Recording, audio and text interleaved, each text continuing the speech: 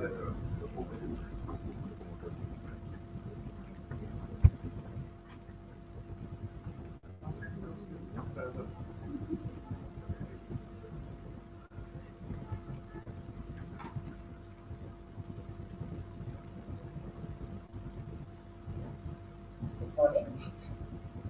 Welcome to the MFF National Results Sharing Workshop. As you are aware, as we mentioned this thing, MFF is a regional initiative. It started in 2006 after the Indian Ocean Tsunami in 2004. UNDP and IUCN at the Asia level co-chairs MFF, and there are other institutional partners MFF, as you have seen. Bangladesh joined the initiative in 2012 as a member country, and in Bangladesh, MFF is overseen by the Ministry of Environment and Forests, which is done by a national coordinating body headed by the Secretary of MOEF. After 2012, it has been we have completed quite a few projects and studies, and today's workshop is of results we have achieved. With us, we have MFF National Coordinator, Dr. Anwar Shelly. We have Dr. Inauguration from Asian Center of Development, Theater. We have the chair in action today, since the chair is out of the country, Mr. Abdullah Mohsin Chaudhary, Additional Secretary of Development, Ministry of Environment and Forests, chair of this session. And as chief guests, we have Dr. Munif Mazumdar, Chairman, Polish Bank, and former Secretary to the People's Republic of Bangladesh. We'll now move to today's agenda. The inaugural session will be, it was scheduled from 9 o'clock. It's 9:30. We're sorry for that. We are half an hour late. So it's up to the chair how we can manage the time. We'll ask Sir to do that. So initially, I will request Dr. Anwar Shelly to come up with a welcome address. We're starting at 9:30, and after that, we'll forward the agenda to the chair so that we can move forward.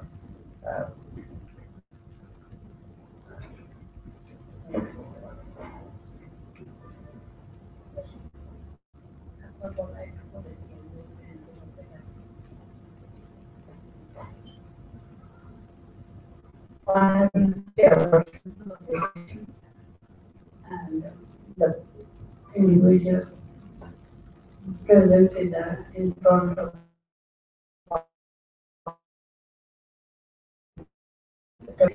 and who organized our study today, who result will be shared with you. And Mr. Mazumdar, Mr. Mahmoud Mazumdar, ex-chairman, ex-secretary of Ministry of Environment and Forests, now the chairman of Pollution Control. I'm also the honorable audience, ladies and gentlemen. I want to welcome all of you and Assalamu alaikum to all of you. You already heard about the background of MFF, which has been initiated in 2006 for the ensuring healthy ecosystem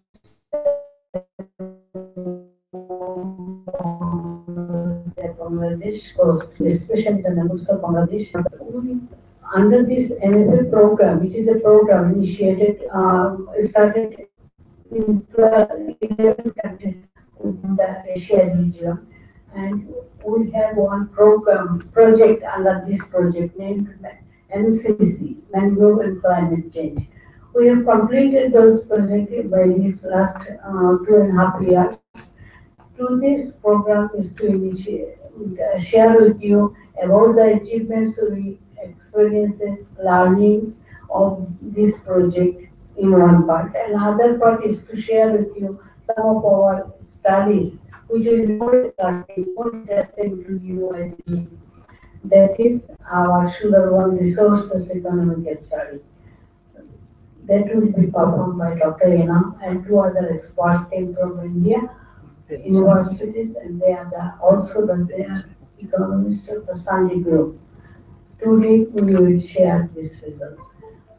We already Elam has shared with you about our NCB. We had all activities we performed in the field, in the office, in the study level, with the guidance and with the decision of our NCB, National Coordination Body. This project has one National Coordination Project chaired by Secretary Ministry of Environment and Forest, and Member Secretary is the CCF, Chief Conservator Forest, and also taking many honorable persons from designated departments of the government, NGO, private sector, etc. So we want to share this the result of assessing with you, and our thanks to our NCB members for guidance, for their always close supervision, decision, guidance to us for fulfilling our activities. And that, uh, also I want to, this last moment of MCC project, we want to share achievements or activities we perform on the project. Maybe I want to highlight two or three activities that will be interesting to you. Maybe we already distributed money to the local community through an for changing roots of the livelihoods of the community and reducing the dependence on their and another task we did the project is the area that is ecosystem capacity building, which already came up from our assessment. Another task we did a set of study in the area, which gave us many policy implications. Today that will be shared by my colleague Mr. Enam later on. And we also did some demonstration, some software engineering task which is innovative, which is new one for the country and very effective for and very protected the local coastal environment area. That will be sure. So I want to this moment I want to extend my thanks to our NCB for giving us guidance for this achievement and National Coordination Board. And also like to thank IUCN for their full cooperation for our smooth operation of activities at different levels. I want to take this opportunity to thank our regional body also for their support, and also giving many thanks to my MCC colleagues. They worked hard for this initiative to make the program into a success. So thank you very much.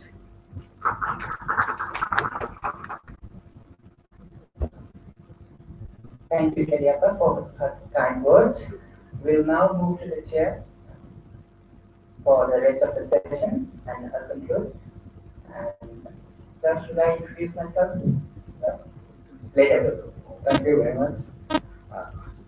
Honorable member of the MFF National Coordination Body, distinguished guests from various organizations, experts and colleagues, Assalamu alaikum and very good morning. I think before going to the session, we should introduce ourselves. Beginning from me, my name is Abdullah Al Mohsin Chaudhary, Additional Secretary Development, Ministry of Environment and Forest. Thank you. This is me, Kantinodul, the Chairman of Pollution Bank. Good morning. This is Honorable Chedi again for coming out. Thank you. I'm A.K. Namul Haq, East Professor Economics, East West University in Asian Science Program.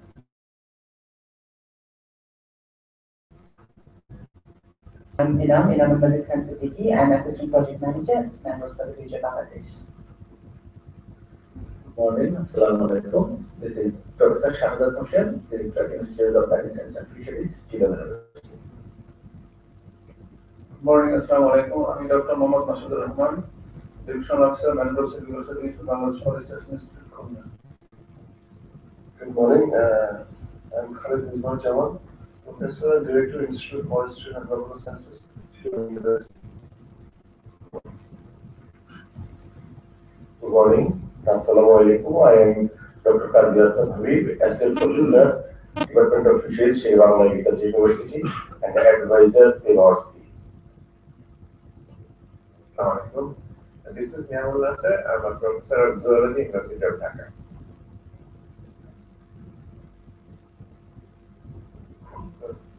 Assalamu alaikum. I am Mohammed Sallallahu, Deputy Chief Conservator of Forest, Political and Member MFF Bangladesh. Assalamu alaikum and good morning. I'm Hasib Irfanullah. I'm the Program Coordinator of IUC and Bangladesh Country Office. Assalamu alaikum. It's Faria Farjana, lecturer from my university, Economics. Good morning. I am G. Arul Haidar, Professor, Economics Discipline, Khulna University. Thank you. I'm Rifat Nassim, Monitoring Advocacy Assistant, IUC in Bangladesh. Good morning, everyone. I'm Hasibul Mannan. I'm working in BRAC International, Lead of Emergency Response. Good morning, everybody. I'm Shahidul Islam. I'm working as the Project Coordinator of Overfish Bangladesh and South Asia. I'm responsible for developing and crab science. Good morning. This is Mustafizur Rahman from the Department of Fisheries and member of NCP of MFF. Thank you very much. Assalamu alaikum. I'm Ali Haidar Al-Mawmuriha. I'm from Unity International University of Bangladesh. Assalamu alaikum. This is Mohammad Mizanur Rahman, Big Coordinator, University of Bangladesh. Morning. My name is Mohammad Saidul Haq. I'm working as the Chief of Programming Division, Planning Commission. Good morning. My name is Dr. Sunil Kumar Kundu, Conservator of Forest, Khulna Circle. Thank you. Good morning. This is Abhori Bhushan Thakur, Conservator of Forest, Coastal Circle, Forest Department. Good morning. This is Professor Rahman Shumon, working with CNRS as agriculture. Assalamu alaikum and good morning everyone. I'm Lieutenant Imran. I'm the Assistant Director of Training in Kolkata Headquarters, Agartala. Thank you. Good morning. My name is AJ Hamzawad Rahman. I just left IUC and last month I joined International Water Association as Regional Communications Officer for Asia. Thank you. Nafi Diptekha, Institute of Economics, Dhaka University. Good morning. Good morning. I am Moinuddin Ahmed, Lecturer, Institute of Economics, Dhaka University. Shantodas Ghosh, Associate Professor in Economics, Shantiniketan Vishwar, India.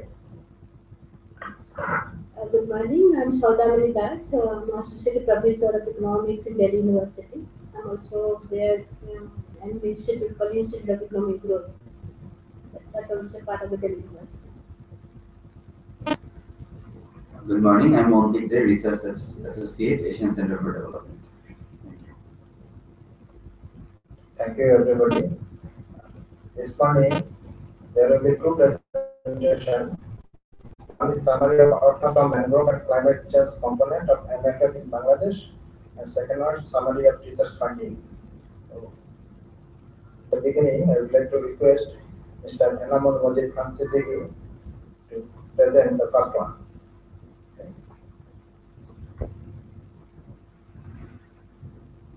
Okay, can you please? Yes. Start. Thank you.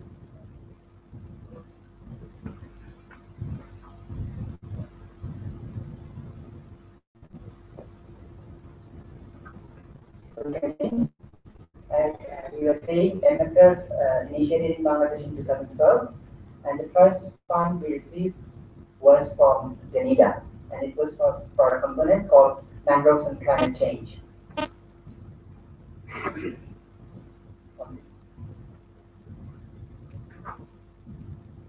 Initially,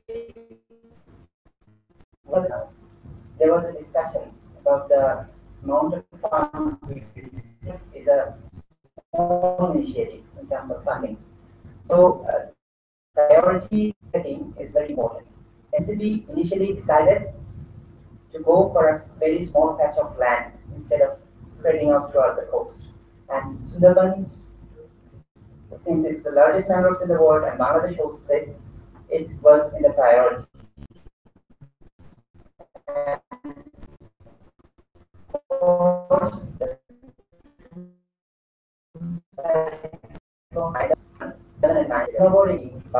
these were the two sites which were selected by the NCB for implementation. This is the scenario what we had after ILA, the left, the photo from in the left in the slide, in the bottom, as you can see. And the right one is the scenario in 2012 when we were there. With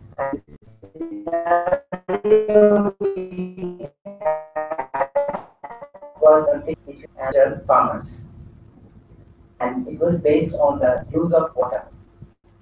The shrimp farmers, they required a flow of brackish water, and the rice farmers, they needed fresh water. And with this scenario, we started our operation. Please move on. When we started, as the practice is in the development sector, we started with an analysis of the field. And we did that with usual approach, FGDs and all that. But later on, since it's a resilience project, we understood that an analysis of the state of resilience was required. The method was the regional level. Bangladesh was the first.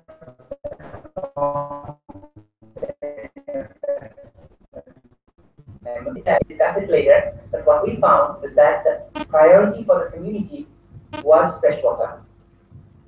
After ILA, the impact was still there. Drinking water was a problem. Water for irrigation was a problem. Making a convergent relationship between the shrimp and agriculture sector was an issue. And roads at the village level, not the Sundarban one, at the section of the map, livelihood, which were in the west.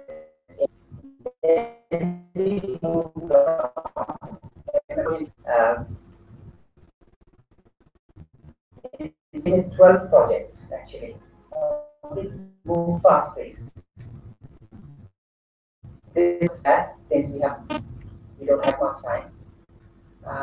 Can I get a control? Yes, yes.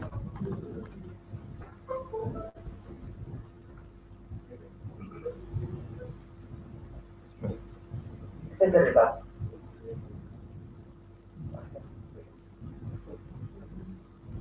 With the 12 projects, we had a diversity of activities ranging from irrigation, drinking water supply, livelihoods, business enterprises, and all that. We have summarized the results here. If we look at the slides, you'll see we supported communities through two grants, basically through three grants, where the supply system was improved. And we anchored our investments on the existing system. Ponds,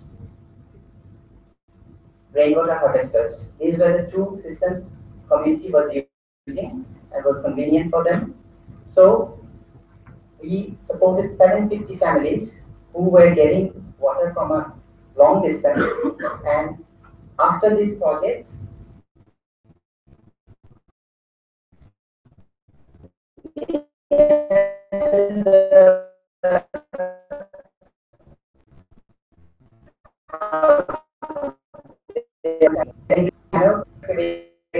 to use less water requiring crops, produce saline crops, which didn't get in the dry season due to lack of irrigation, now get to cultivate in 37 hectares of land, and their income level, as per our program reports, has improved 15 to 19%. We have been able to create 5 enterprises, small CBOs, who are operating in Shamnagar and Shorumkola. There are 369 entrepreneurs supported by these enterprises. These are facing challenges because these communities are not accustomed to business. They are forest resource users. Still, they are sustaining the business. Not all of them are in profit, but some of them have been able to increase income, and the process is ongoing. None of the business enterprises has fallen down after the project.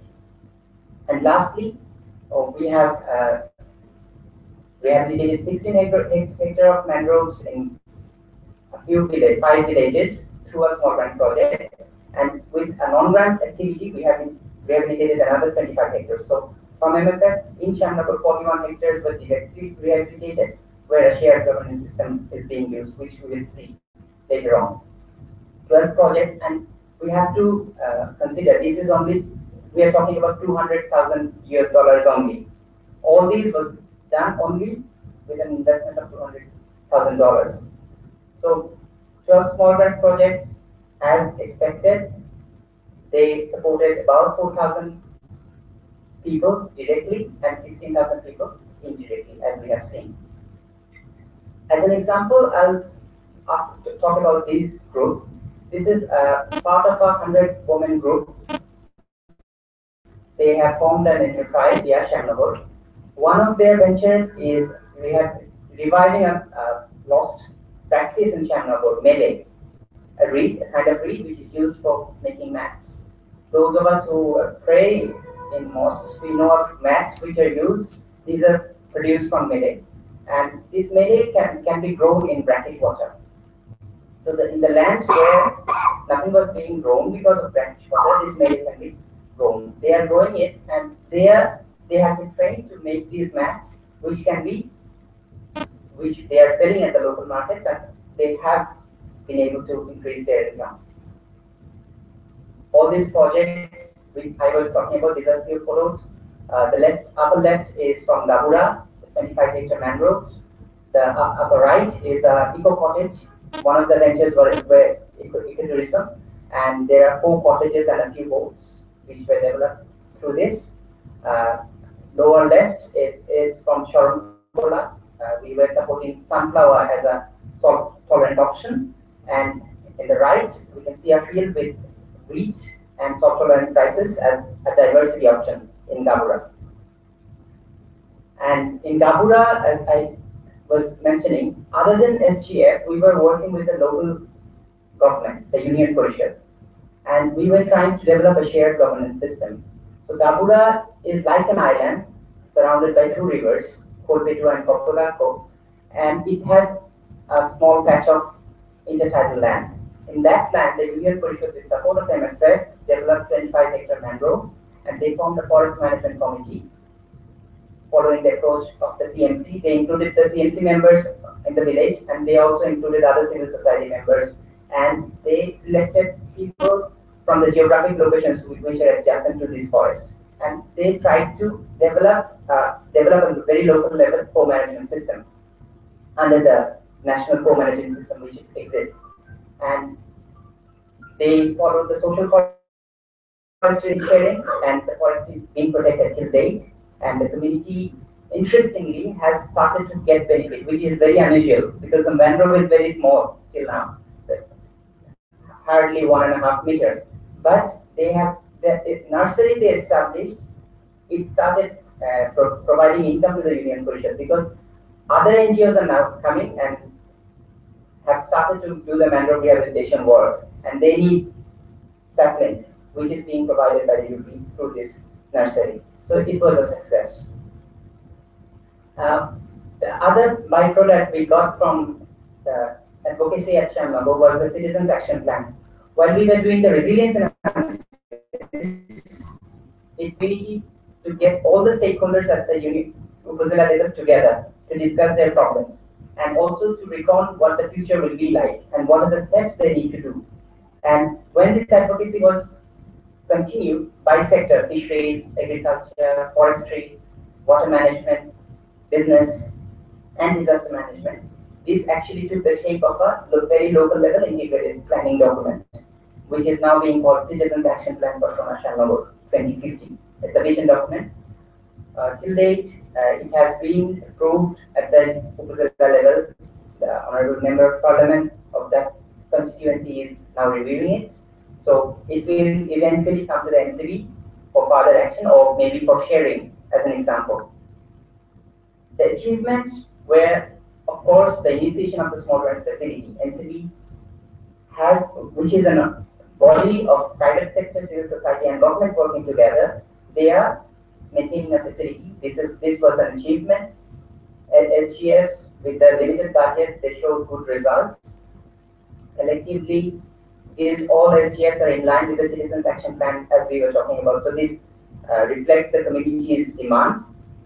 And interestingly, we got co-finance from CDMP and other sources to replicate the same model, or at least to upscale. For example, in Koikali, a canal which was partly excavated by MFF was completed by CDMP, considering the benefit of the community. And of course, cross-country learning. Other MFF countries are now following Bangladesh, and the approach we are following is being appreciated and replicated in other MFF countries, which of course have supported the MFF Bangladesh entity to take lead in the regional level, in the Indian through MFF. The lessons we have learned is that the conflict between brackish water and freshwater practices can be mitigated by nurturing both and taking a management initiative, taking both stakeholders together and moving towards convergence rather than pushing each other. And in practices in which we use the local government to mitigate the conflicts helped us, and it was useful. And the community approach rather than individual household level approach worked better for us. Market linkage development for the community enterprises was a challenge, but depending on the quality, we strategized to target the market. The quality of the product, if it was low, we targeted the local market. If it was higher, we suggested to go for the upper linkages. Study, advocacy, and grants. These three were the pillars which actually helped us to achieve the results. Without doing this all together, we don't think we would have achieved what these organizations which have their footholds in the community, strongholds perform better than national organizations. In some cases, at least, it was a learning for us. And local government officials, when they were on board, it was helpful for us. I'll conclude. I'll not go further to the recommendations since we have other presentations today, and we'll see what are the policy options we have out of that. Thank you very much. Thank you very much, Mr. Namu, for the consideration. I think we can hear both presentation first, then go on discussion. Now I'd like to request Professor Dr. A.K. Anamul for his presentation.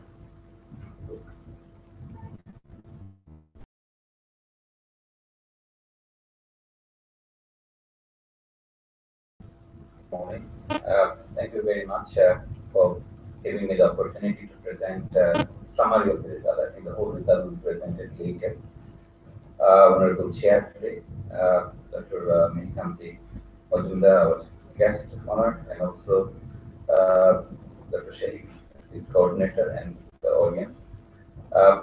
What I'm going to do, I'm going to present, I would say, oral presentation rather than the PowerPoint, for a different reason, because we have done 3 research over the last 5 months. We started in February when we started. So yeah, somewhere there. So it's a very quick one, and obviously this was the project itself started in 2012, as we have all heard. So the issue was presented to us that since Mangrove for the Future has done quite a lot of work, we are looking for policy options and we would do some research on that. So we finally, after a lot of revisions, conducted 3 research. The first research is conducted by Dr. Zia and his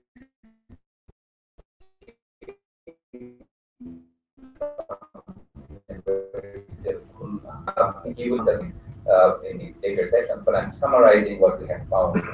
So Dr. Zia's team did research on market economics. Honestly, the whole idea that what is happening in the market and whether it is going to create a new threat to the mangrove. That was the research issue that Dr. Zia's team was looking for.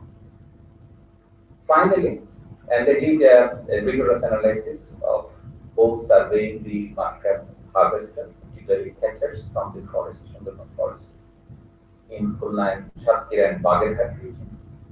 And then they also use the market chain or value chain of the market because it's a new export item from Bangladesh.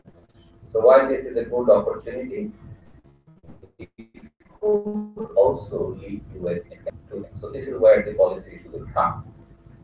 To summarize it, their study, and more importantly, their study was also mentored by Dr. Shantadas Ghosh, who is here. And he's from Sandy. Sandy is also through our institution, Sandy South Asian Network for Development and Environmental Economics, is also providing technical support through us to them. So Dr. Shantadas is giving that mentoring for this research team. And in his research, Dr. Zia found that there is a credible threat exists in terms of future problems on the macrocraft because we're catching it, and more he has found out that we are going more and more deeper inside the forest. And then economic incentive exists, not just going, if there is an economic incentive exists for people to eventually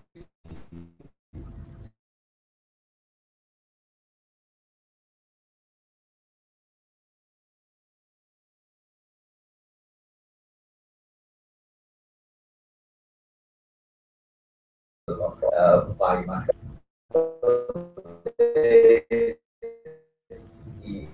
Is one for studies.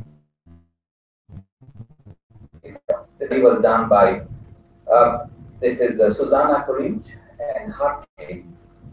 She is the 3 of them that are sitting there. They are from the Institute of Health.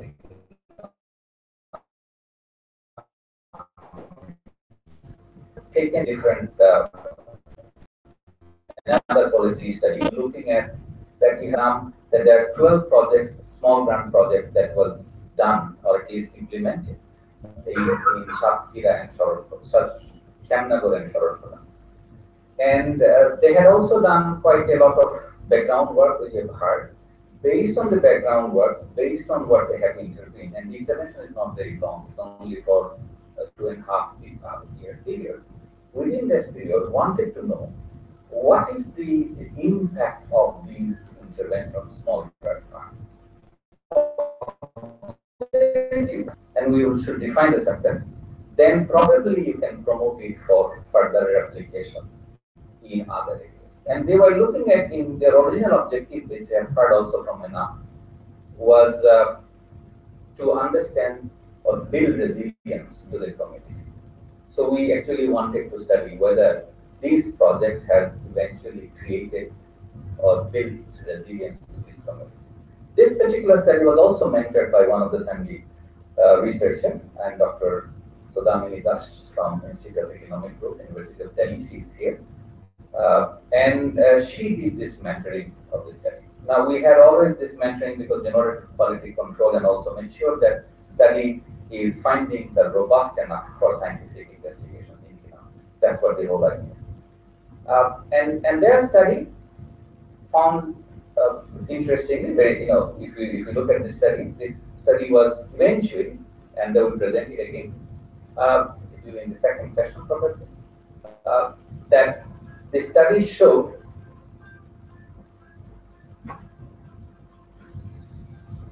the study basically showed, number one, is that there has been some impact on income of the people who are involved. And not only just directly involved, there were indirect people. So they had three groups of people studied simultaneously, and they have quite rigorous methods.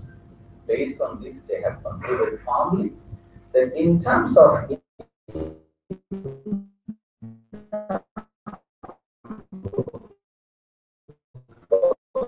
all direct beneficiary effects, resilience, higher income means better resilience. That has happened not only for the group they looked at, but also for the indirect beneficiaries. But the second question was, resilience is not only income growth, there's also diversification of income, because the climate change threats, one of the strategy of adaptation is diversification. They looked at the diversification side of the story, and their story found that yes, the diversification has also occurred, but it's occurred differently. The story is that it did not occur from the project itself, but it occurred from a concentration of the projects. In other words, if you go back to what Enam has presented, that he has said that in Shamnagar there were 10 projects, and in Saranka there were only 2 projects.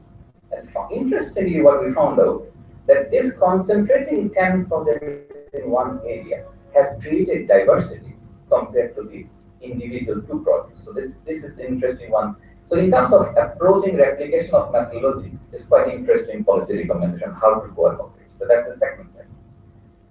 The third study is done by Dr. Mahfuz Rahman and his team from Chittagong University. And that's the Mission Impossible study to us. What we were looking at was completely different thing. The Mangrove for the Future, as you have also heard from Enam, was spread across the region, across Southeast Asia. So. And then they have this interesting story, very similar to Bangladesh and dissimilar to Bangladesh in Vietnam. In Vietnam, they have mangroves, and they have cut down the mangroves, converted into shrimp farms.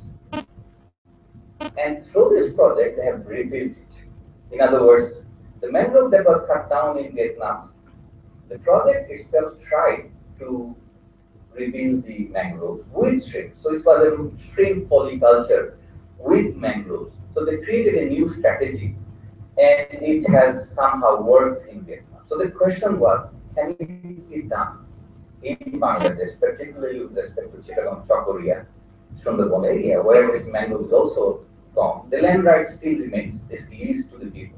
But is it possible to keep the shrimp plus introduce mangroves? And in that Mission Impossible task, there were 2 separate, I think the IUCN group did 2 separate work. First was to understand whether it is feasible at all to do this. And that was done by the Dr. Shadat and his team. And he was working on in terms of finding out, which is not to this my study economics, but the ecological side. And they found out that yes, there are different strategies you can adopt to different zones in the Chittagong coast to reintroduce what we call mangroves, along with mix of different types of farming. And that was aquaculture farming, fish farm with shrimp and others, including crab and things. So given that strategy, we actually asked Dr. Mahfuz, which was his problem, that can we study the economic feasibility of it? Is it possible that we come up with a similar strategy like what is happening in Vietnam, and see under what condition it is possible to reintroduce this as a strategy? Technically feasible, is it economically feasible? That part is where we, as I said, Mission Impossible, because a lot of information on this was not only missing, but also has to be recreated because practice does not exist in Bangladesh. So we had to use the corroborated data from Vietnam, Bangladesh, and many other cases to find out.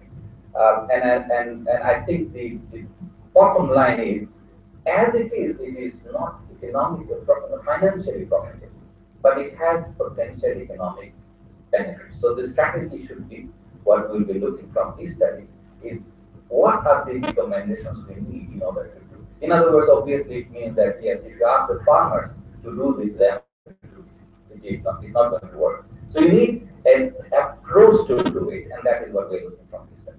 So I think these are the 3 studies that we did, and that study is also mentored by Dr. Hemant Das Lohano. You can see him on the screen. He is actually listening to all this program from Nepal. So he is also a participant in this program from Nepal, Dr. Hemant Das Lohano. He is also Sandy economist. He is stationed in Nepal. He has mentored that particular study. Thank you very much. I think that's the summary of this research. Thank you very much, Dr. A.K. Anamul. It's time for discussion. Floor is open.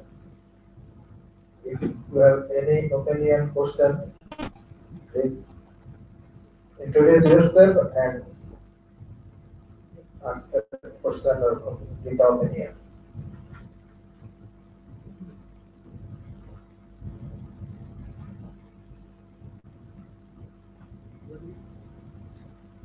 Any question or opinion from the floor?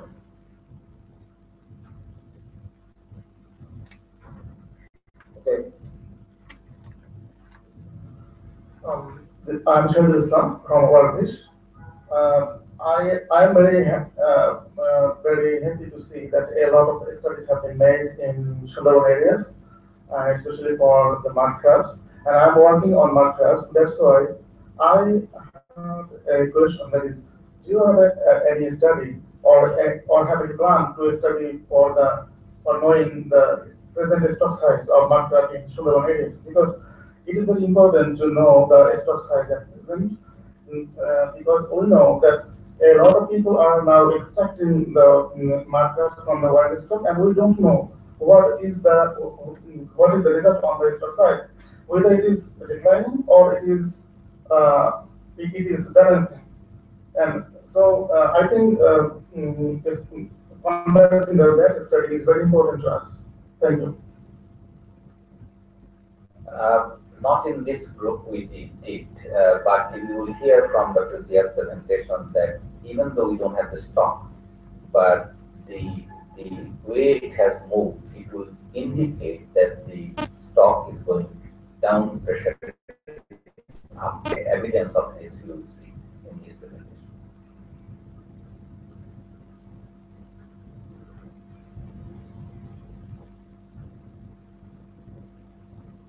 Any other opinion or question?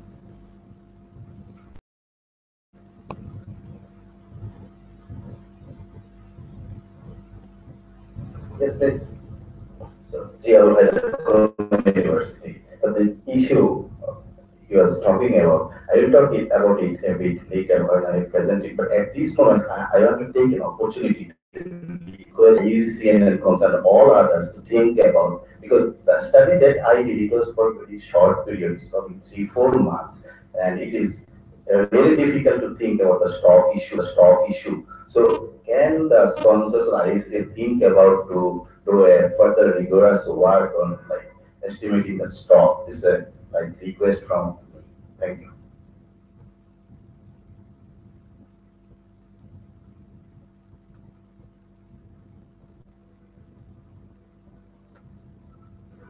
Thank you, Mr. Chairperson. Right this moment we don't have, but in future recommendations will go to the different states. They will, NCP members are here, so they will take it forward. So maybe stock size will be measured in one day in future. Thank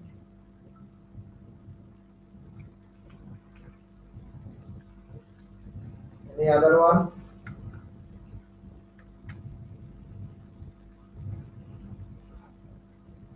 If nobody is there, we can move to next step.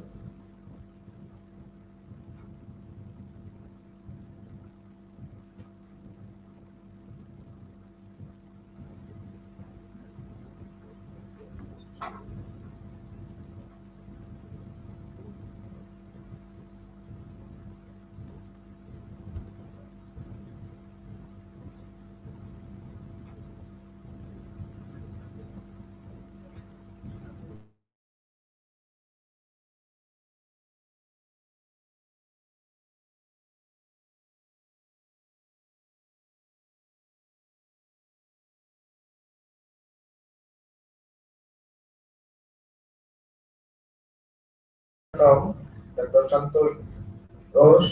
He will deliver his speech on economics of the species and extinction. I would like to request him to come up and deliver his presentation.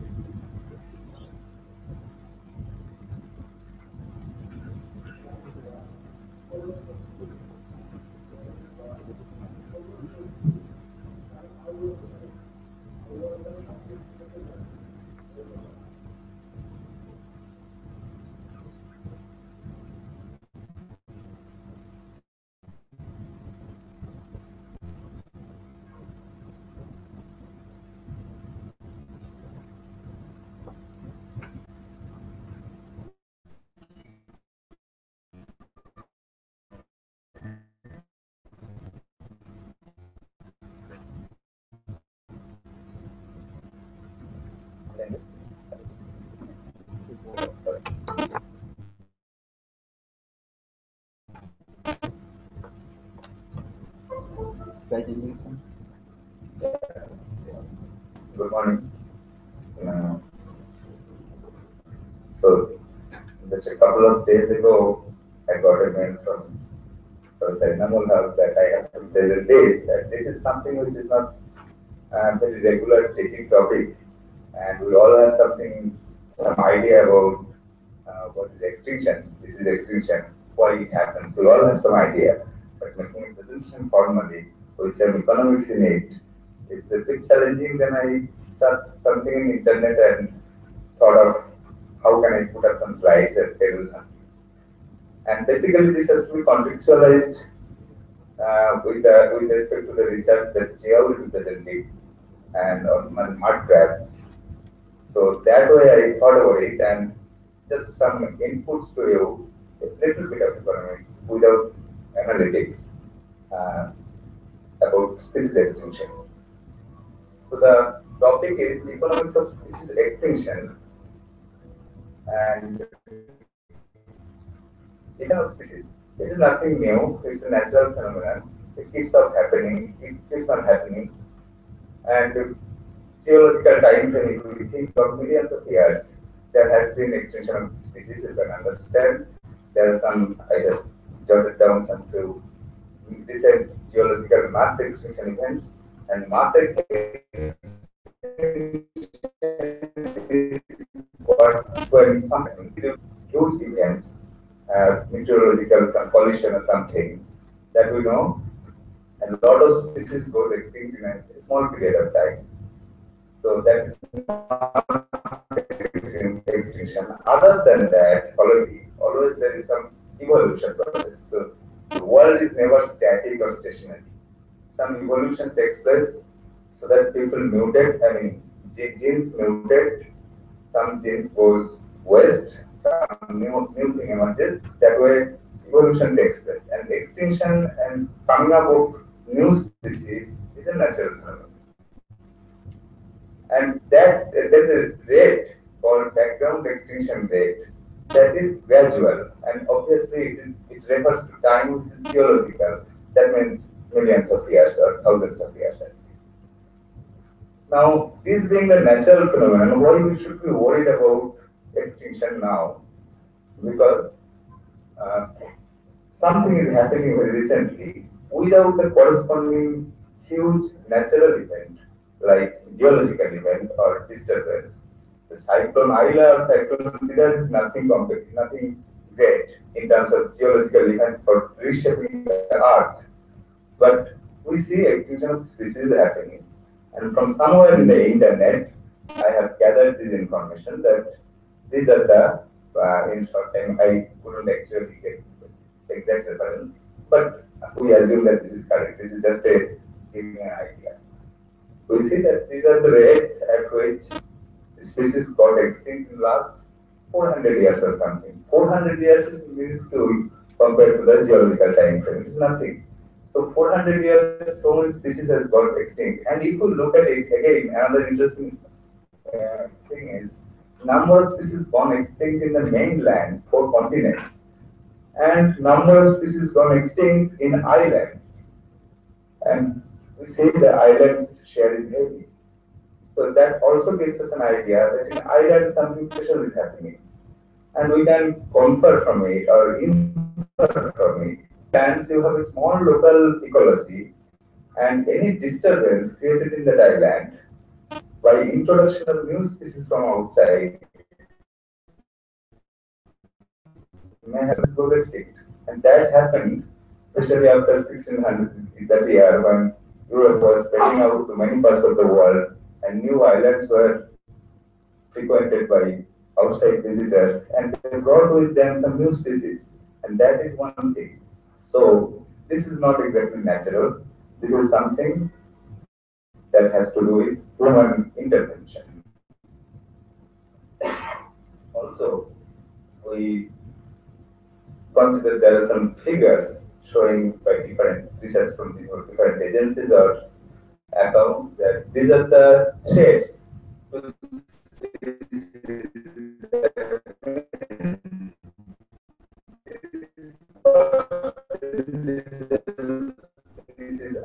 sometimes if we don't do something. These things that are man-made clearly. Now, if we look about this possible extinction causes, so basically we have two types of things like which can go extinct. One is valuable in our terms, in modern economics terms. Valuable species generally, if they are privately owned, if their ownership is private, they don't pose a threat of going extinct, because think of anything which is valuable and privately owned, then the owner will be careful enough to continue its existence, okay, to keep it without any threat. So owners will manage it. Its supply will be ensured by the owners. But something which is not owned privately, which is a common property, then it has an incentive problem. I mean, no one takes the responsibility for its continuous supply. So valuable thing without private ownership generally goes extinct. And there are other things, other living organisms and species, which apparently are not valuable. So, and they are occupying some habitat. And human market forces and human instinct says that these are invaluable, occupying some habitat. That habitat might have some alternative valuable use. So we destroy the habitat, and that way the species is also gone. We don't think that we have made some loss, we incurred some loss, but actually the loss is heavy. This having a loss or not is not to be decided by the market forces only.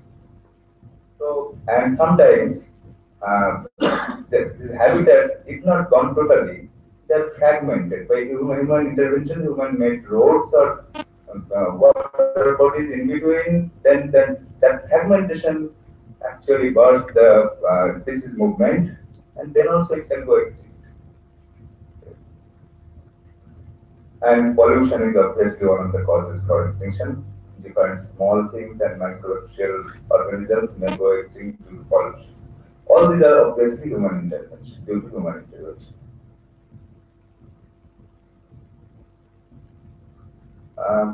Now, so if we summarize, it will be like this. Darwin told us about evolution, which is a natural process of extinction and emergence of species. This evolution is survival of the fittest. And nowadays, who is fit to survive, which has got some economic value. So market decides who will be surviving, apparently. And but market decides this not by announcing something formally, by putting price signals, price as the values. And these values we can understand as an economist, we can analyze and put it in theory that these values or prices are not always proper or just. They are often distorted. distorted because market doesn't function in a very efficient way. There is always some theory that will tell you that state and outside intervention is necessary to rectify the markets. So markets fails. And values also differ from time and according to time and space. Something which is not valuable now might be having a very great value after some time, after some new invention. Something which is not valuable here might be finding value somewhere else in the world. So, what is the value? How we decide that this is valueless or having comparatively less value so that we can afford to make it extinct? And this tragedy of commons is a phrase in economics, in public economics, in environmental economics, which tells you that something, even if it is valued by the market, might be under very serious threat of extinction if it is common, it is not owned properly, its ownership is common. And common ownership means it is basically openly accessed, common by all humankind. Means anyone can access it and can exploit it. And there is a theory that might relate to market. So that theory with simple 2-3 graphs, I want to propose right now, to introduce right now. So it calls I'm talking about a typical species which is regenerated in nature, and think of it as fish, but not any fish.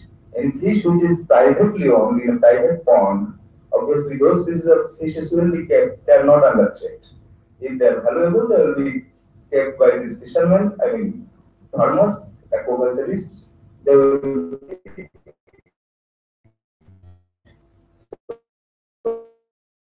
be domesticated or farmed. So those species which are openly accessed and which are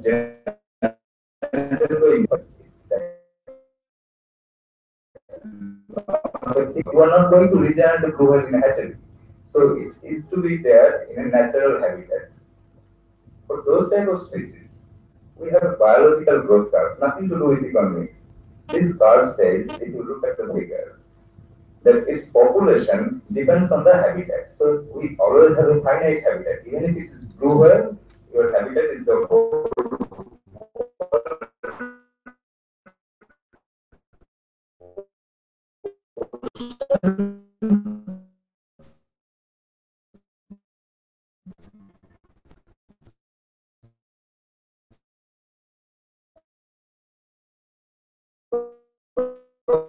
Is fine. All other species very much stock is denoted by this K in the horizontal axis. So K is called the carrying capacity. Carrying capacity of for that species. So that is the highest. If carrying capacity is reached, that means it is overpopulated already and its food supply is not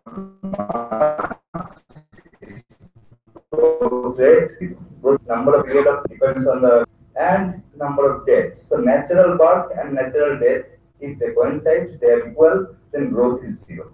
And that is attained at some point like K. Before that, if the stock is not reached that level, then you have oversupply of food. So it is not overpopulated, oversupply of food, and except this species called human, in any other natural species, the regeneration rate is a function of food availability. Whenever you have food, more food, the regeneration rate should be high. Okay, so that way, whenever there is abundant food, the regeneration rate will be higher than the death rate, and the stock will grow. So every year we get some positive growth.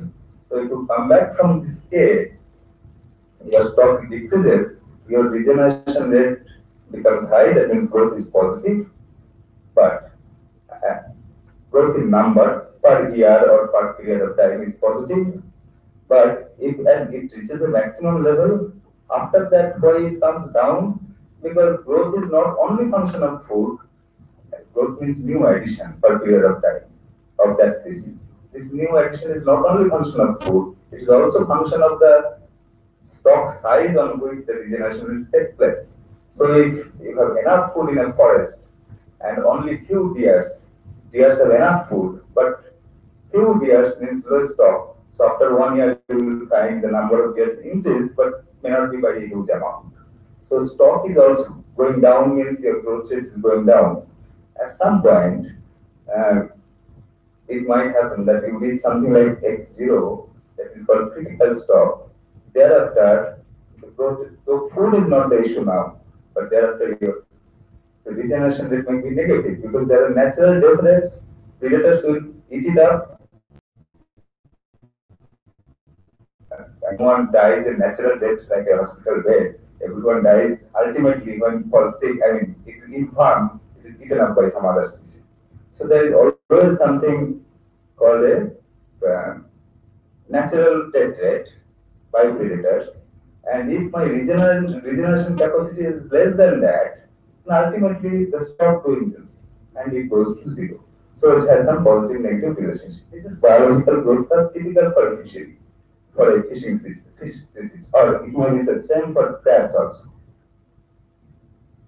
Now, that now economists are always a bit smart to put real things into theory, do some little bit modification which helps us to understand things more clearly. So though biologists will suggest some growth curve like this, economists for mathematical, I mean, make it amenable for mathematical treatment have assumed that that small negative portion is almost practically zero. So we assume a smooth curve like this, which can be put in a formula, mathematical formula. So that way it is called the growth curve of a species. Now look at it. For any stock, you have some corresponding growth. So given natural habitat, think of without any human interference, naturally for any stock you have the corresponding growth shown by the height. And if that growth is new addition to the stock. If that growth is taken away by the form of fishing or any hooking or anything, then you really don't have any problem because the stock remains. The addition is being taken away. So that means it can be sustainable. The stock is sustainable. If you take the stock is sustainable at x2 double dash and x2 dash.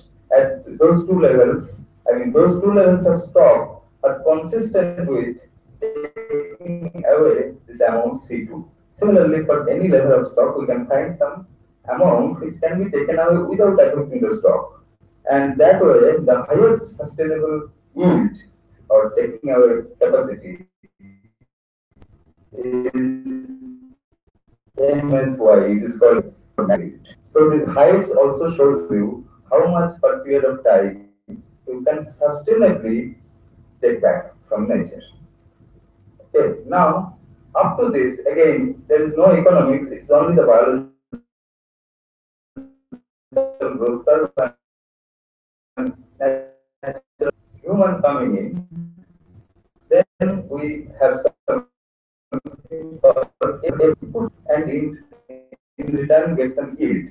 What is effort? Effort you can think of once is one effort. If you think in a different way,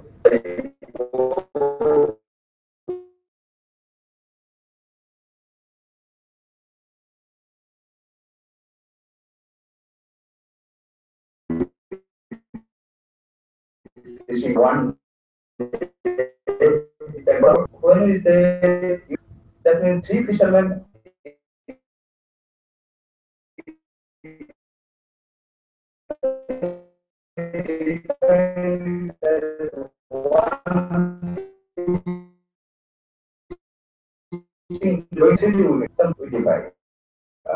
another thing is with the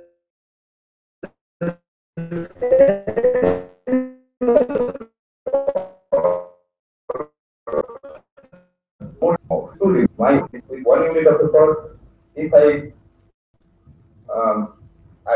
at the same level of stock, if I put 2 units of it, my yield should be doubled. So there we can have a relationship with stock and yield as a function of effort. I mean, this horizontal axis. So think of the effort level E1, which is lowest. Think of 1 unit of effort, one fisherman going for 1 day. Fisherman going for 1 is more less. The stock is furthermore. That way, this yield card corresponding to effort E1 is something a positive relation. Now, the same thing is applicable if you change it to E2, which is say double the effort. Then you have a higher curve, higher line, that way these efforts will go. Now, coming to the next picture, when we superimpose these yield curves or effort curves on that biological growth curve. So economics is now imposed on that natural process.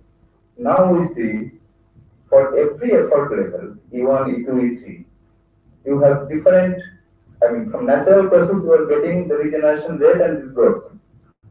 For every effort level now, you are having different intersection points that will is consistent or sustainable against different effort levels. So these intersection points are telling you that even is say E1, then with C1 catch, you might be sustainable, and correspondingly, it is not shown here. If you drop a line from that intersection point, it will be showing you the ideal stock against that effort level. So now the interesting part is since the curve is at inverted U shape, the more the effort level, initially your sustainable catch is more, afterwards it becomes less. So in the extreme case, if you have huge effort and in infinitely high level of large level of effort, then your sustainable yield is actually zero. This effort and sustainable yield, these are then plotted in another diagram. So this diagram looks like that only, that diagram, but this is not the same diagram. It is logically derived. There is mathematics behind it. I am not putting all these things. You can now conclude that as effort level increases, your sustainability, mind is sustainability. So sustainability is the yield which can keep the stock constant. So this, as you increase your effort, your sustainable yield initially increases and get decreased afterwards. So a very high level of effort means actually your sustainable yield is zero. Because at very high level of yield, your catch will be such that your regeneration rate will be less than your catch and your yield will come down to zero. Sustainable yield is zero. And even now, if you think that we have introduced enough economics, not really. We have again defined effort in physical terms, one fishing day, one labor day or something. Actually, economics leads us to money. So this is a relationship, but then we have to put monetary value in it. Monetary value from two sides. My effort is giving me yield, and that is fetching me money through the price of the yield. Also, I have cost consideration. For each of these efforts, I have a cost. Maybe my labor cost per day, I'm going, that means I'm sacrificing 1 day of wage.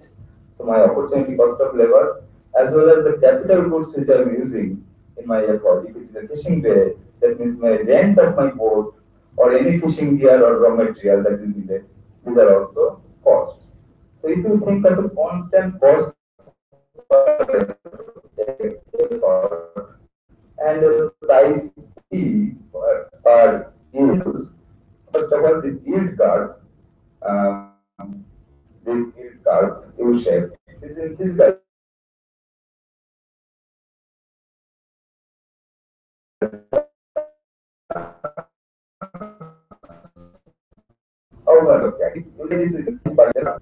And that is called the revenue curve. And on that, so some inflated is the revenue curve. Okay. And the cost curve is how much per unit of effort. Suppose I have to spend C rupees, C taka. Okay, so C is 1 unit of effort's price. The more the effort, the more is the cost. So total cost is C times E, that is also a straight line. That way, this line will show you the possible cost combination with different efforts, and this straight line will show you, and this curve will show you the possible earnings which correspond to those efforts.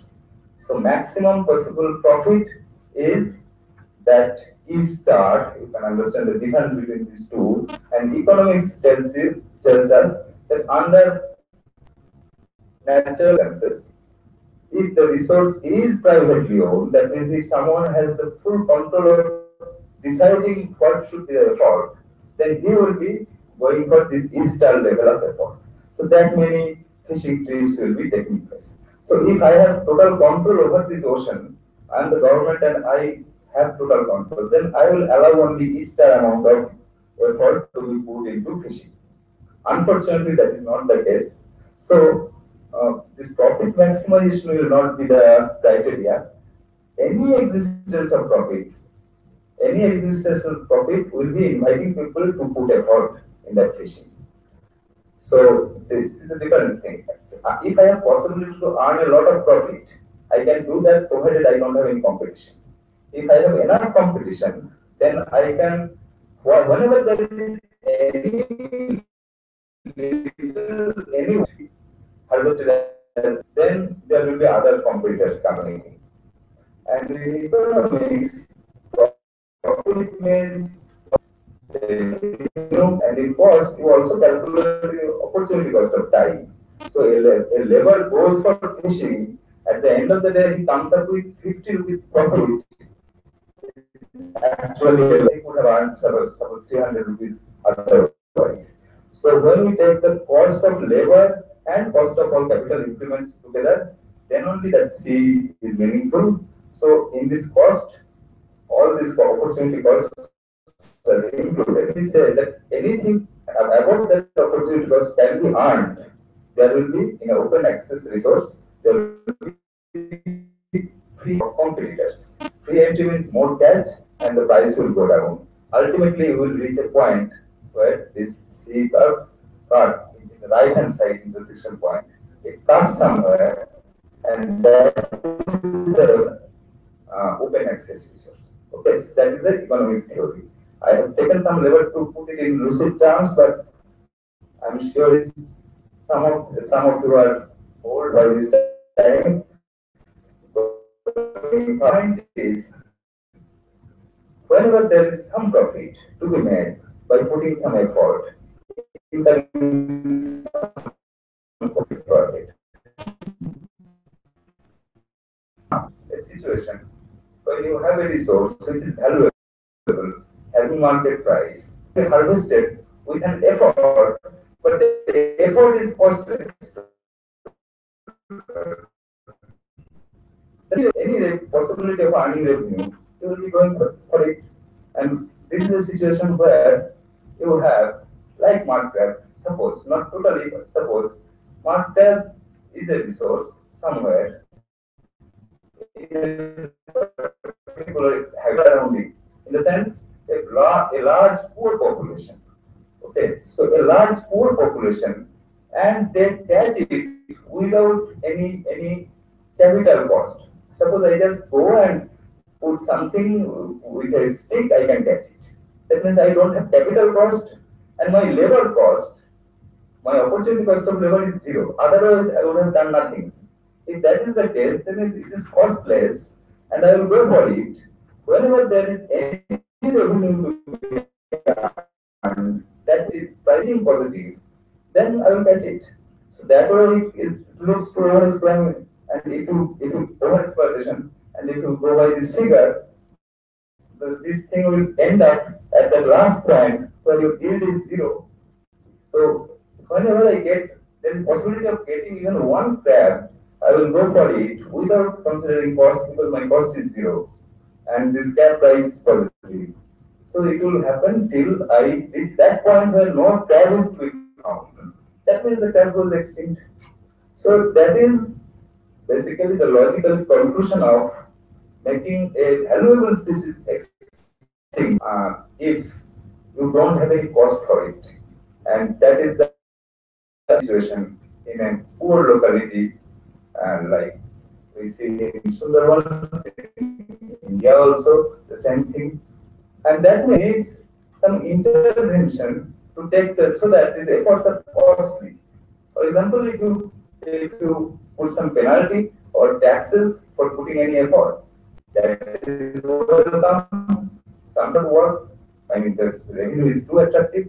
Then you have to go for some physical barriers to be put for catching it. Okay, and sometimes we miss out. And so this I already described.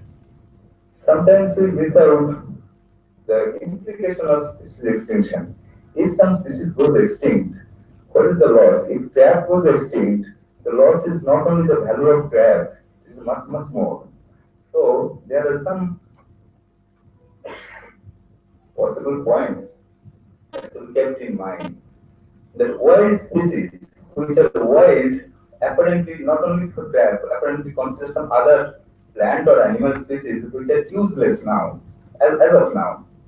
Apparently they have no value. It is wild species without any value. But find it, they serve as reservoirs of desirable genetic traits that might be needed to improve domestic crop species. Think of the huge amount of rice once existed. There is another side of it. It is not that human interference in nature always made things extinct. They also brought in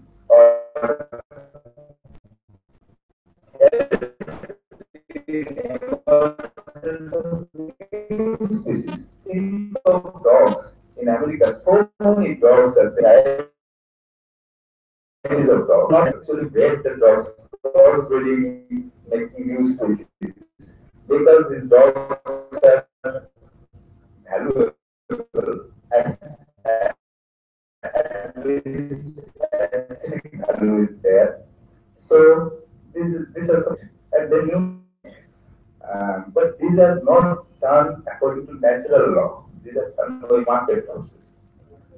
But for all these crossbreedings, you needed some basic genes. So if you have a base of say n number of species, then among them you can make crossbreeds and you can make some n to the power n number of species perhaps. So the possibility is there provided you don't lose out on this gene bank. So if you have only one species left in this world, then you cannot crossbreed. So new species cannot emerge. And biodiversity or new species diversity helps you to strong, robustly stand or firmly against some sort of change. We know that when climate will be changing, there we need salt tolerant varieties of rice. Now, if there is not even one salt tolerant varieties of rice left in this world, then perhaps we cannot think about it.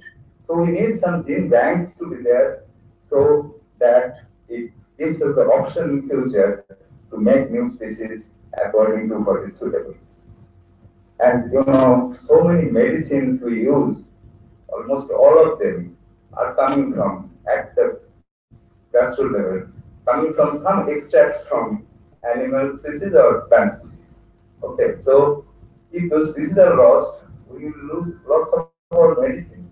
And the possible medicines that are yet to be invented, like cancer drugs, might be coming from in future from species which apparently now we feel valueless. So we don't know what value we will be losing if even one species goes extinct. And we say this unknown value as option value. So we'll be losing our options.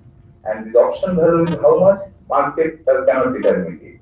So option value can be determined, can be understood by us, and we should put an extremely large value as option value because we don't know. Maybe the most valueless and unassuming species will be giving you the clue to cancer drugs in future. Then how much its value is. So option values should be very large. This is recognized by the scientific community, and any sensible person should be recognizing it. And this option value should tell us that we should not do anything which makes a species extinct from Earth.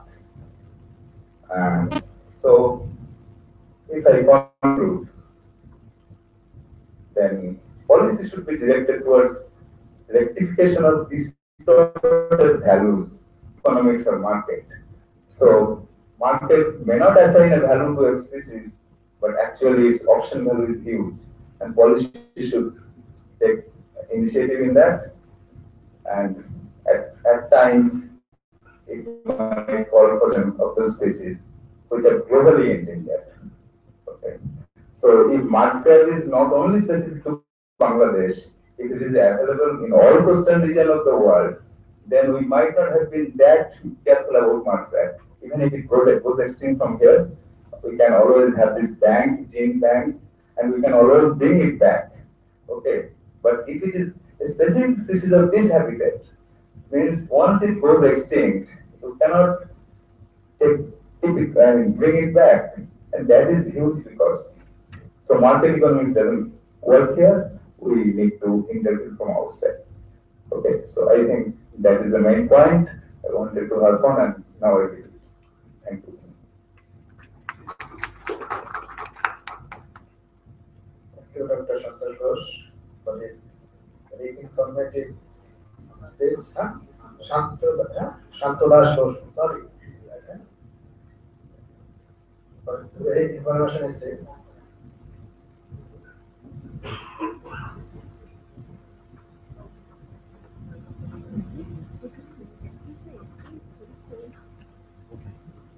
I think it's almost time for tea break.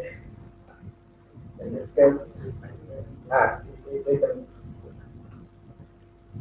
after two presentations, there will be discussion. At that time, you can raise your question or opinion.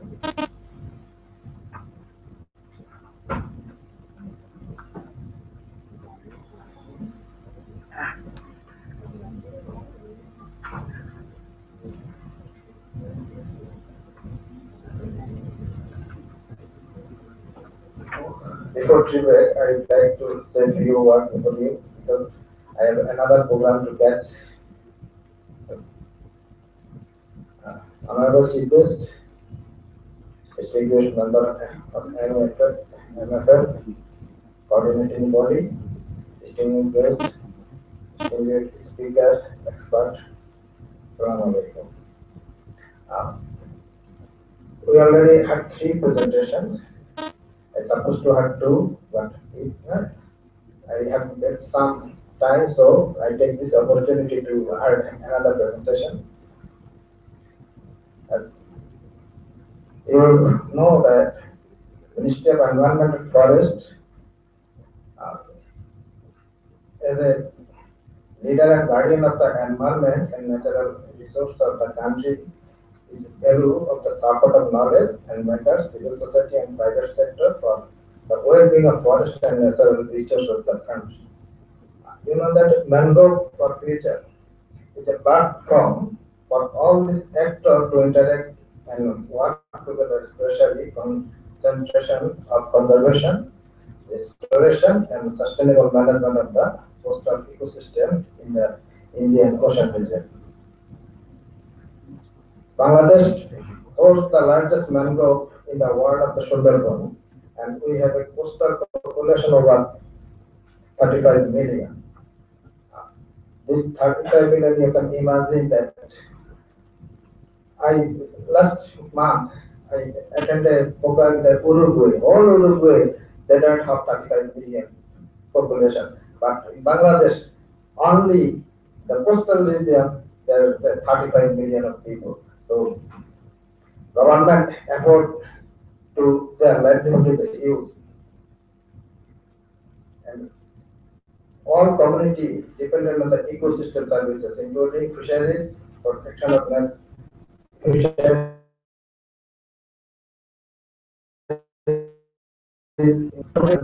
600 people, 600,000 people. Most of them dependent on the Sundarban. And by this time, so protecting the Sundarban, the largest mangrove forest, is the most challenging effort for government. MFF established the National Coordinating Body in 2001, headed by the Secretary, Minister of Environment Forest, to get the benefit from this platform as well as initiate coordinated action for integrated coastal management in the country. MF is working in the few small area, but our Department of Forest also implementing a good number of projects for increasing the livelihood surrounding people. As you know, the MFF got the Bangladesh got the MFF membership in the 2012, and it is good to see that only 2.5 years we have started to get result from the grassroots level communities near Sundarban, and you heard that the result were presented from the first presenter, and you know that we heard about the market, and market is one of the growing ecosystem services of Sundarban. But we have to consider it ecologically important as well as economic. We need to develop knowledge to properly manage these fisheries and make it sustainable. Because Sundarban is the invaluable resource of the world and is sustainable in non-negotiable. And the government has already taken measures to like banning market harvest in the breeding season. We welcome all knowledge-based suggestions to further improve the management system. In the eastern coast, Chakoria Sundarban is a precious and age-old forest which we lost about 30 years ago. However, we have not lost hope yet. If sustainable options are available, proven by knowledge and demonstration, it is possible to improve the status of this once rich forest. The result of the study done by experts under MFF will be considered by the MOEF and NCP for further review to be used as reference document in this regard. On behalf of the National Coordinating Body, I thank all NCP members, all guaranteed experts who implemented the project and have done these studies. And lastly, MFF Secretariat to ISM for successfully implementing the activities. I also like to thank the MFF to invite me here, and I have the opportunity to have such a wonderful studies and results. Thank you very much. Thank you everyone.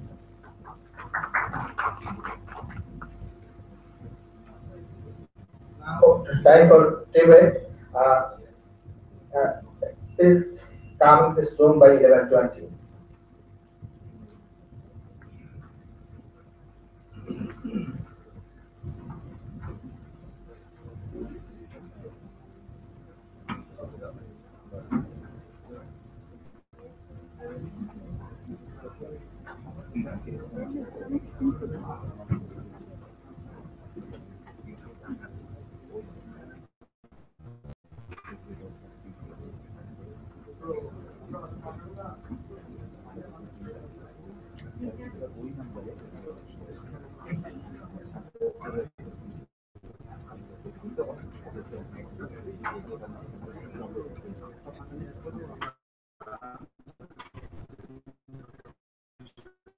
একটা session ready করতে হবে একটু তোমাকে দিয়ে আমাদের mic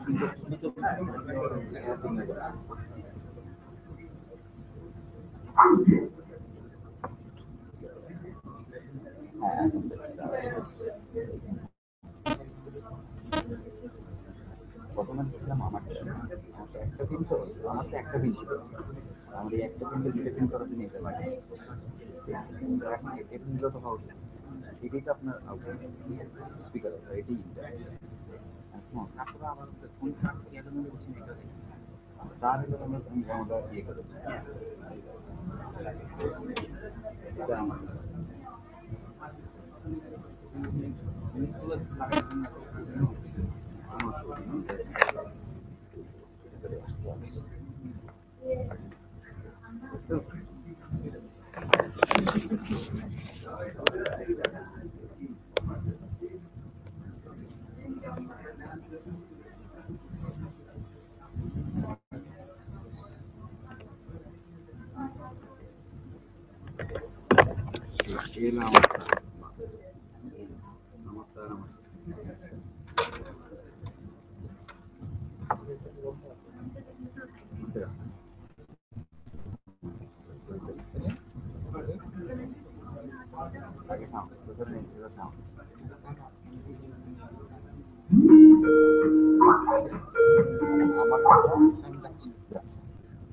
আমার এটা এটা যখন আমি আমার দেখেন না কম্পিউটারটা দিয়ে দিব এই যে পাচ্ছে দেখছেন এটা আমার কম্পিউটার নাই যেখানে এটা পাচ্ছে যখন আমি এটা দিব এটা তারপর লাগিয়ে দেবো হ্যালো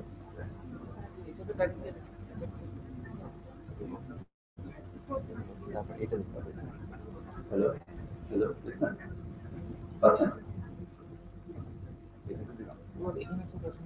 এখানে আমি এটা দিলে হচ্ছে এখানে আসছে এখানে লাইনিং চলে আসে লাইনিং আসছে তারপর আমি ফাইনাল একটা এখানে চেক দিই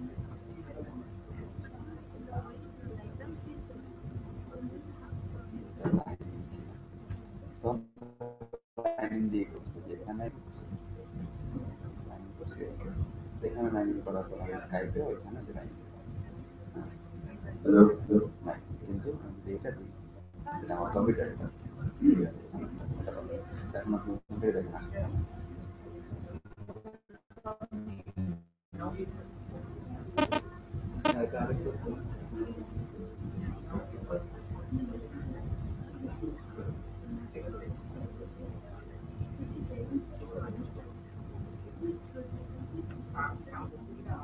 হ্যালো এই যে এখন আসছে কেমন ব্যাপার ও মা তো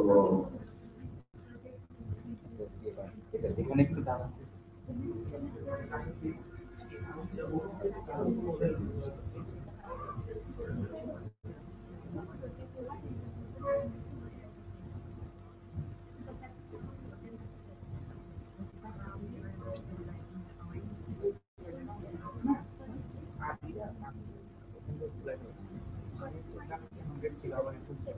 বুঝছি আমি একটু কথা বলি স্যারের সাথে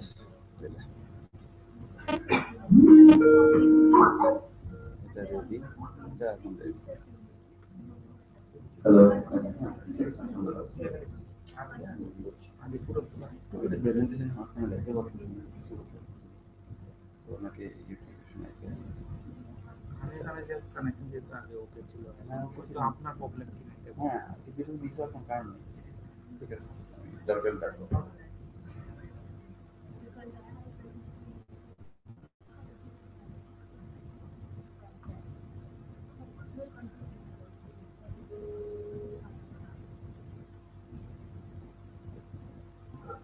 Hello, sir. Yes, sir. Someone had, while walking, pulled the cable out. So that was no problem. But how did you hear in the YouTube?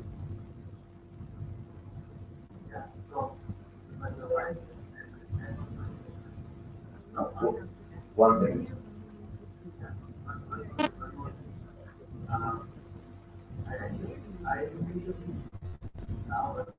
Only the video class. Only the?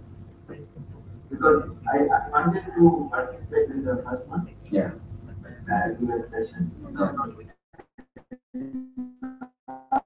Now there will be presentation from the first team, yes. Yeah. So now I will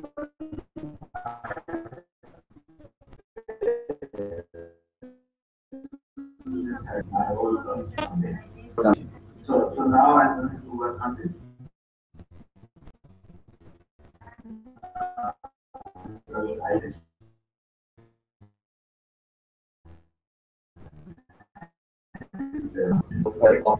No, I said I think until 3.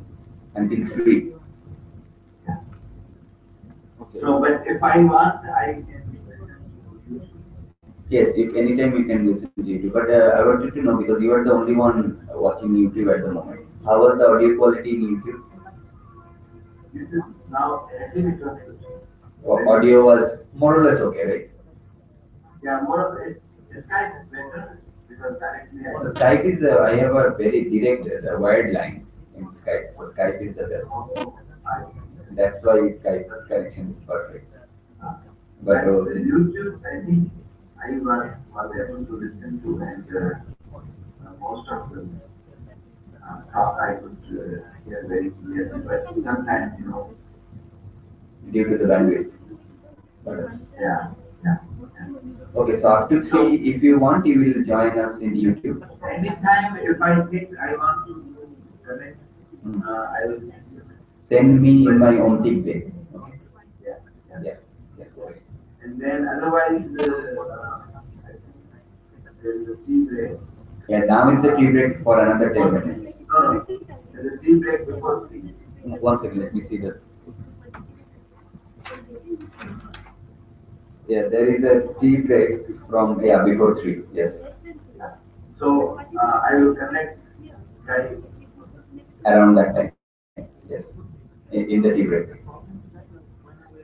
Yeah. Okay, so I'll hang up Skype now, okay? Okay, thank you. Okay.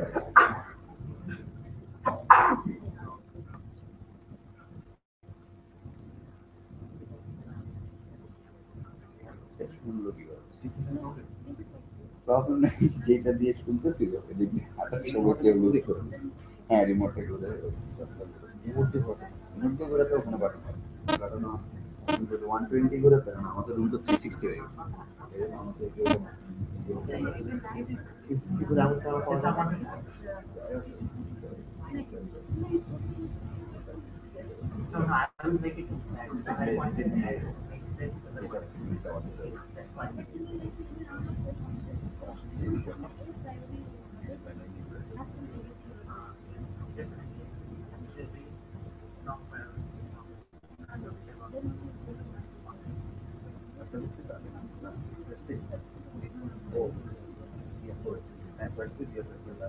তারপরে রাজনীতির পরে আমার যেভাবে যাচ্ছে আগে মানে সিকোয়েন্সটা ঠিক last থেকে হ্যাঁ সেটা লাস্ট থেকে আগেই হতো আগে কারণ আমাদের কিন্তু এই প্লেটগুলো ছিল হচ্ছে টিভিতে পরে শান্ত দাস এটার পরে এখন ডিবেট চলছে, এখন ডিবেট চলছে তারপরে তারপর ডিসকাশন। হ্যাঁ, that is a slide jump, side chance আবার লাঞ্চের আগে হতো, লাঞ্চের আগে তো ম্যানেজ হ্যাঁ চান্সেস কম এখন লাঞ্চের আগে।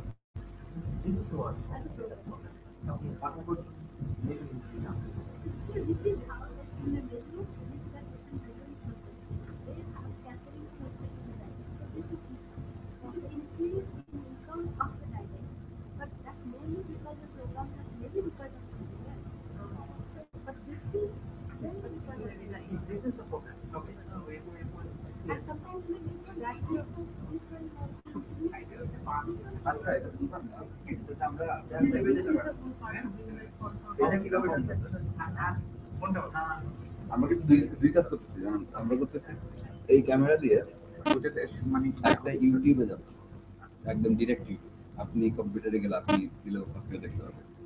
হ্যাঁ, এরকম ভাবে যাচ্ছে এই জিনিসটা, এটা স্টপ করে দিব।